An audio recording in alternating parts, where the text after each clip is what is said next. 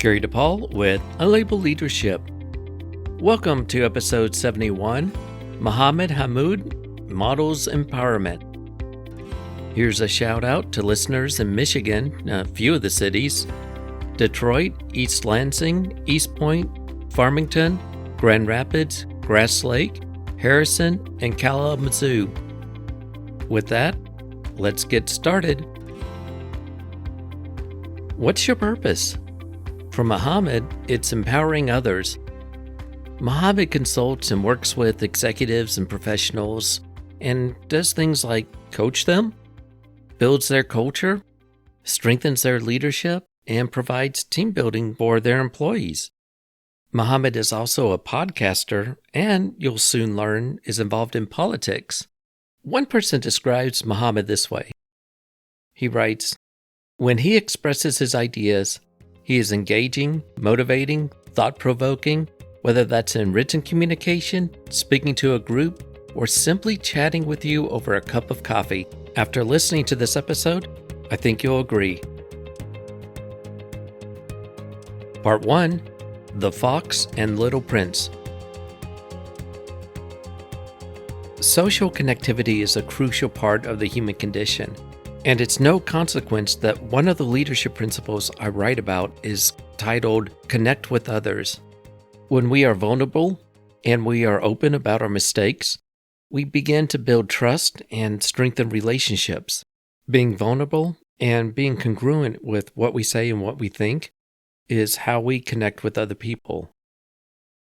In this story, Mohamed shares something a teacher said that affected him profoundly. Here's Mohamed. I was 19 and I was away from home for the first time in my life, studying at school just outside of Quebec City, a little town called La Pocatière in the Laurentian Mountains, the province of Quebec here in Canada. I was really happy to be away, 19, away from home, meeting people, new to my life. And I really didn't want to come back because life back in the small town where I grew up meant that I was bullied. I faced racism and discrimination. And yes, I loved my family, but I was just having such a good time studying, being away for 6 weeks. Well, near the end, I had a traumatic experience. And coming out of that traumatic experience, days before I was set to come back home to my small town, my teacher, who was my teacher during the 6 weeks, she became a mentor and a friend. And she became somebody I respected and loved dearly. And as I was healing, she sat me down one day having supper and she said to me, and we spoke in French at the time, so our conversation was in French, but I will speak in English. At that time, I went by the name Mikel because I was still a closeted Muslim. I was afraid to use my birth name because of discrimination. So she turned to me and she said, Mikel, in life, you're lucky if you have 2 good friends. You're lucky if you have just one true friend. Life is not all about the likes and having many people like you and be your friend. In life, you're lucky if you have just one true friend. And she referenced the Little Prince. I'm not sure if you read right, by Antoine de Saint-Exupéry. In that, she referenced the fox and the little prince when the fox says to the prince, "Come and meet me every day at 4:00 and don't be late because I will get to expect you every day. And when I don't see you, I will look at the wheat and I will see the color of the gold of the wheat and I will remember your golden hair." And then he teaches him that we don't see what is truly essential is invisible to the eyes, that we see through the heart. And those words resonate to me to this very day. We don't see others through our eyes. We see them through our hearts. It is the hearts that grow blind and it's the hearts that give sight. And so when I meet new people, when I make new friends, when I treasure and cherish the few true friends that I have, it is because I've seen them truly through my heart. I'm amazed. That is a beautiful story, and I'm glad you referenced The Little Prince. It is a great book. I'll even reference it in the show notes. It's amazing when you do find people that are really good friends, are true friends, because when you have them, you could be gone away from the person for years. Yeah, and then you get together, you just pick up the conversation. Yes, exactly. Through the platforms like Facebook and all these virtual platforms today, it's easier to maintain those friendships. In the past, we used to write letters and maybe make the occasional call, and it was more difficult to maintain that friendship just so that it felt so natural when you reunited. And now I think with social media, it's easier, no less authentic, I think, but definitely it's easier. There's that level of connection that you can have with a good friend, but there's also another level of connection that we have when we just interact with people we work with, that we get to know people that we associate with on a regular basis. And being able to build those connections is such a life lesson that I think we all really should build on. And it's a critical part of leadership. Mm-hmm. Definitely. Absolutely. Leadership is not the ability to bring people together and to create human bridges, then I don't know what leadership is all about. I like the way you state it, because that's very much a large part of it. And part of leadership is helping one another. And it's a bi-directional experience, meaning that how you help others grow and develop mentally and morally, they help you just by the fact that you're helping them. Absolutely. Part 2, Influence, Politics, and Leadership. Regardless of role, anyone can practice leadership. And when you do practice leadership, it's from the perspective of your role. And the nature of your role is a factor of how many people that your leadership affects. Well, at least to some extent. One of the consequences of leading is influencing. And Mohamed shares with us how he plans to expand his sphere of influence. Here's Mohamed to explain. I will use my own story there, and that is in 2019, I tried to get into politics. I ran and got second place, but second place means you didn't win. Well, I'm trying again. I'm trying to get into politics because I want to make a change and have an impact on people in my community. I don't aspire to become a politician. I want to be able to use the position and the influence of the position to be able to reach as many people and have a positive impact and empower them.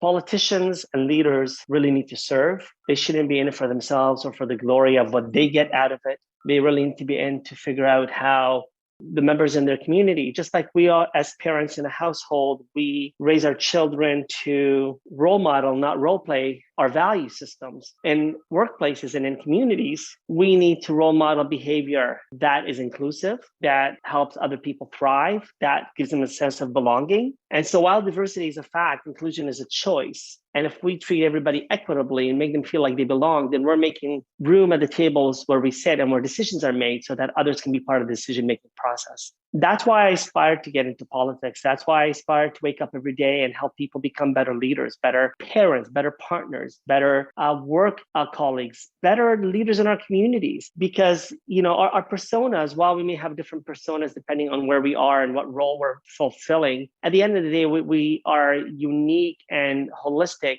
individuals. We need to show up authentically, and we can only do that when we put down our guard and we let people know who we are and what we want to do and how we want to be the change that we want to see in the world. This world is about living together with others. So it's not just about change for ourselves, but it's causing the change. And as I mentioned earlier, how can we become human bridges where we are finding common ground for everyone to congregate and to celebrate our differences, become stronger because of them and not in spite of them? So that's my leadership story. It's what gets me out of bed. It's what gets me motivated to work with people and help them become better leaders through emotional intelligence. And it's hopefully what one day will propel me to connect with people in my community through service. The powerful thing or amazing thing about being in politics is that you can influence decision or policy decisions. I can see where your values can interplay within your political message that you're communicating. Absolutely. One of the reasons I want to get into this, I spoke at a TEDx back in 2018. It was at the height of, I won't name any names, but we were during a certain presidential right? And just south of the border to us in Canada. And it was a president that didn't really role model inclusive behavior. It was very divisive politics and a lot of vitriol. And so I spoke at Traverse City, Awake and Aware, and it was a day long. And I anchored the TEDx program for that day. And my message was one of love, peace, tolerance, and acceptance. And that while we may come from many different backgrounds, we form one nation, and that is humankind. It's truly up to us to rewrite the definition of inclusion. So for me, getting into politics, it's not about the I, it's not about the we, it's about the us. It's about working together. It's about the inclusion. It's about writing those policies that reflect everyone. That's my ethos. That's my mantra. And whether or not I get to do it in that role is a different story, because, this isn't like a job interview where you apply and you get the job, because you have to win people's hearts and their votes. Any capacity, whether I'm doing it through coaching or my training or in my friendships, I bring that part of who I am to the conversation. Yeah, your mission doesn't change whether it's in politics or you're coaching or consulting with people. Absolutely not. What changes is maybe your level of influence and maybe your audience. There's a strong linkage between leadership and politics. If you look up the definition of politics, it's the ability to influence. And John Maxwell's famous for generalizing leadership by saying leadership is influence and nothing more. I think that was a conversation starter, but there is a linkage there with the word influence. While I might lead a team or a department or a company, that's one way I can have an outcome or result that involves influence. But when you're leading a town or a county or a state or a territory, that has a different level of influence opportunities. And I really appreciate how you're using politics as a way of having that inclusive influence with that approach. And I hope very much that you get elected. Thank you. So do I. So do I. And I believe that if you let people weigh in, they'll buy in. That's why whether you're leading in your home or at the workplace or in your community or in your country, involve people, involve them in decision making. Use your influence to lift them up and to raise them and be the sort of leader that inspires others to do better and to become better. So that's why, and if you look at what I do in my business and my coaching, if you go on my LinkedIn, you'll see that I use the words involve, influence, and inspire. And that's what my business is all about, because I do believe that's our role. That's what leaders do. They involve others, they use their influence, and they inspire. And that's what draws us to leaders, not their authority and not their position, certainly not their money. Yeah. And if that's what drives us to leadership, then we're driving for the wrong reasons. Oh, yeah, absolutely. There's a human performance expert, Roger Kaufman. He's passed away. He's the one that in the field of human performance has expressed the idea that if we're going to practice making things better in the way of performance or how people work together, we need to do so that it actually makes a contribution towards society as a whole. He really challenged people in the field to think that way, that every action, whether how small, it's either adding towards improving society or it's not. So true. So true. Part 3, becoming an active participant in your story. In episode 23, Sima Lieberman defines what diversity, equity, and inclusion mean. Learning these concepts can amplify how you lead. They tap into the moral side of building character. With that in mind, Mohamed advises on how we can strengthen our leadership, and diversity, equity, inclusion play a part in that. Here's Mohamed with his advice. First, start leading by yourself. Understand what leadership means to you, what gets you out of bed, what gives you the motivation to want to make a difference in the world. Yeah, and Simon Sinek says, what's your why? But let's go before and beyond Simon Sinek. I truly appreciate what he brings to the arena of leadership, but I don't want people to think that leadership is anything new. We've been leading since the beginning of time, but why are we leading? And what is it that we're trying to accomplish through our leadership?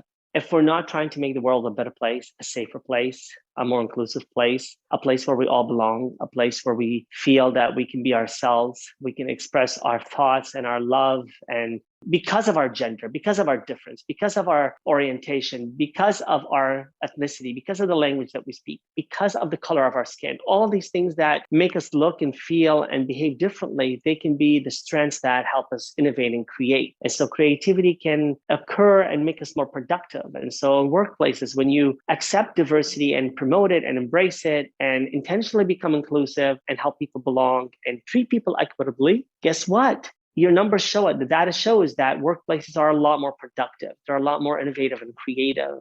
How are we as leaders promoting that mindset? How are we encouraging others to behave in that way? But also, how are we raising our children and our families in that same way? How are we promoting them to do better and to become better and to go beyond what we did as parents? How are we doing that in our community? You know, it's not right when members in our community are struggling with homelessness and substance abuse and affordability and housing issues. And, you know, we are struggling with different levels of privilege. And by that, I mean, you know, you and I are privileged. We have computers. We're using technology right now. Many people don't have access to that. When we look at equity and treating people equitably, it means what are we doing every day? What's our intention? How do we role model that behavior, not role play just empty words? So we need to make sure that if we want to be the change we want to see in the world, we have to start with ourselves.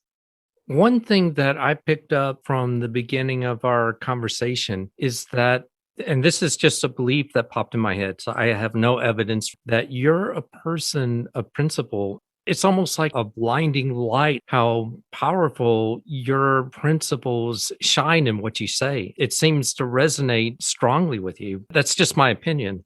Thank you. That's a huge compliment. I'll tell you, because emotional intelligence is a skill, we learn to become better at it, just like we ride a bike and we get better riding a bike. And so is that level of clarity. Clarity helps us become more confident in what we do and what we say and how we behave. And that confidence helps us embrace failure and successes so that we gain courage. And courage helps us stay committed. When I talk to leaders, I encourage them to understand those 4 C's, which is clarity, confidence, courage, and a commitment. That is something that we build on. So we can learn to become stronger and better by becoming more dedicated to growing and having that growth mindset. What I often remind people is we're not born that way. I wasn't born so principled and so driven by wanting to make a difference. Circumstance allows us to make a decision to choose, and we can either sit back and watch things happen and be acted upon, or we can choose to act and be the principal lead in our narrative. The more that you become an active participant in your story, the more that you're going to see yourself aligned with values, and your behaviors will reflect how you get things done. The way you've put it, you know, I'm principled and I'm driven by that, perhaps because I really believe in my values. Now, my values don't have to be your values. While we may have different values, we can still have a starting point to communicate and to find commonality. I like the idea of not having the same values, because that gives us an opportunity to explore the variation of what those values are. And it seems that education and learning is also a big part of what you do. How can we not? For people who believe that we have a fixed mindset, that we are what we are, and that's it, what I've learned is what I've learned, then you may as well just stay sitting at the table where you are and you know, don't go far from your comfort zone. But for people who believe in embracing a growth mindset, it is about experimentation. It is about exploration, as you call it. And it's about recognizing that you're not going to have similar or same values as others, and that's okay. It's recognizing the different values. Don't let those values create division. So if you look what's happening in the world right now, there's so much divisiveness, there's so much division. We don't have to live through that ignorance of either not knowing or the ignorance of becoming hateful and violent. The minute you choose to learn, the minute you choose to embrace a growth mindset, you have to leave ignorance behind. If you move forward in a direction that you want to be the positive change in the world, then you also leave hatred and violence behind. And that's why leaders have to embrace inclusion and recognize that it's part of the equation. You know, there's so much talk today about diversity and inclusion, but it's empty talk. Until we recognize that diversity is all around us, it's a fact. The colors in the trees and in nature and in our creation and our evolution, whatever you believe, diversity is there. You can't deny it. but you have to make a choice to recognize diversity. And the more you make an intentional choice to recognize diversity, the more inclusive you become, the more open you are to different ideas and different value systems. And the more you're willing to treat people equitably and respectfully, the more you allow others space in your world to belong. And so for me, it's opening those doors that people didn't even know existed, helping them find them, and then walking in together into that safe space and sitting down at a table and being equal partners in a conversation, breaking bread together. And that's what leadership, true leadership, is all about. So whether you're at home, at work, in your community, leading your workplace, leading your household, or leading a country, you can apply those beliefs and really become a leader that others aspire to become like you. Beautifully stated. I do have one request. That is, you introduce some terms. I'd just like you to briefly explain them. This concept of fixed and growth mindset. Could you say a little bit about each? Sure. If you believe you have a fixed mindset, then we have all the information and the knowledge that we have.